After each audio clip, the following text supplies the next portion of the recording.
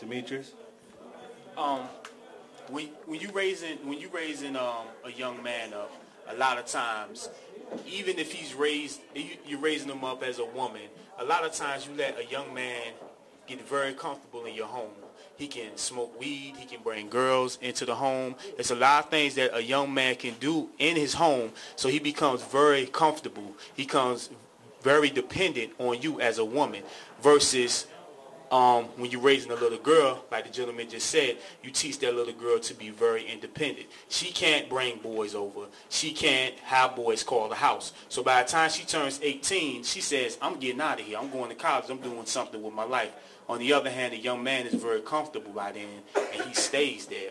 And that mentality shifts into a lot of other things that he does as far as his work ethics, as far as his responsibility is raising a child. And I think that's where it starts at, as far as in the beginning, how we're teaching our children to be responsible, especially our young males. We have to get them motivated to be responsible, so when they decide to have children or meet a young lady before children even come into play, to be responsible, to wear protection, to go with a young lady to get birth control and things of that sort.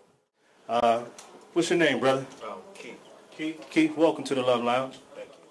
But I wanted to echo what the brother sitting next to me just said. I think it's just so important, because when we look and see the black men in our community, they're practically helpless. They're living in households where, just as the brother said, and again, many of these are women-dominated households, where they're not forced to assume any responsibility. They have no chores, no work that they have to do around the house. Nobody makes them do anything. They're not pushed to get a job. Many of them are living in their mother's house, their sisters, their girlfriend. They're dependent on women. And I think a lot of women are making them dependent by not insisting that they assume. I mean, simple, basic thing. Clean up your room. Do your own laundry. What's a 16 or 17-year-old depending on his mother to do his laundry or to clean up his room? It's ridiculous. And so these guys get out here and all they know is depending on women. They spend their whole lives trying to figure out how they can manipulate women and now it's a matter of survival, because they don't have a job. They don't have it in any way of getting it. They have to have their mother, sister, girlfriend, or someone to take care of them. It's terrible. I think that really plays into what's going on. Carvelis, you had a comment. Yes, I just want to say this. I mean, if we look at the whole society that we live in America, and see the structure of black men. Black men, when they get a certain age, is the father of 2 young boys, and went to jail for the oldest one because he thought he was a man in my house. Wow. See, the nature of the woman and the nature of the man is 2 different natures. Daddy say do something, it's done. Mommy say do something, all right, mommy, I'm going to get it done. But when I say something, I don't need no mouth. You don't buy a grain of rice up in here. How about Make it happen. Yesterday. And that's how I carried it. I went to jail for my oldest son. Disobedience. Who thought he was a gangster? Scarface in my house. Wow. 18 police up in my house. 18 Prince George's County police up in my house. So I told the judge when I went to court, you raise him. Because if he come in and do it again, I do the same thing all over again. You know what I mean? Right. And the nature of young males, man, when they get a little older, they get married. They test you. You know what I'm saying? They 17, 6, the man, the nature's coming out of them. I'm going to challenge that. I'm going to see where he at. And as a brother that grew up in the hood over there in Southeast, you ain't never grew up in South, neither one of y'all. You know what I call my sons? CD gangsters.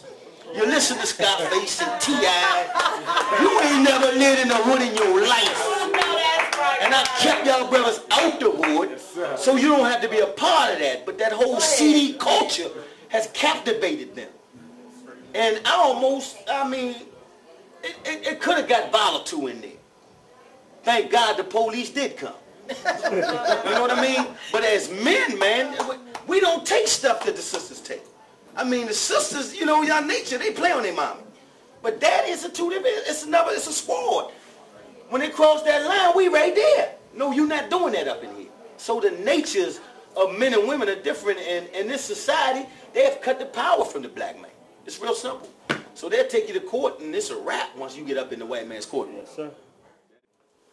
You touched on a good one. It's very, very well put. Jennifer's going to be the last one. We're going to wrap it. You had a response, right? And we're going to wrap it up after this. Because we only got a couple minutes. The thing that we've been saying over and over again is that we blame the woman for making the wrong decisions and choosing these brothers that are not going to stick around. My thing is, since we're here for solutions, then I want to challenge the good brothers that know women who are single mothers to go into the household and take those kids out and spend time with them and be a role model, especially for the males that are being brought up by single mothers, so that this epidemic starts to decrease and that we don't go from 74% to 98%. Right. That's what up. So, yo, the sister just called the brothers out with a challenge.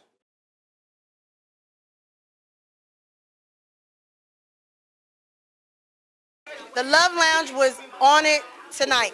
Baby mama drama, but we had some solutions, and that's what the Love Lounge is all about, bridging the gap between male-female relationships. Ladies, we have to make better decisions. Fellas, we have to make better decisions. The bottom line is that our children are at stake.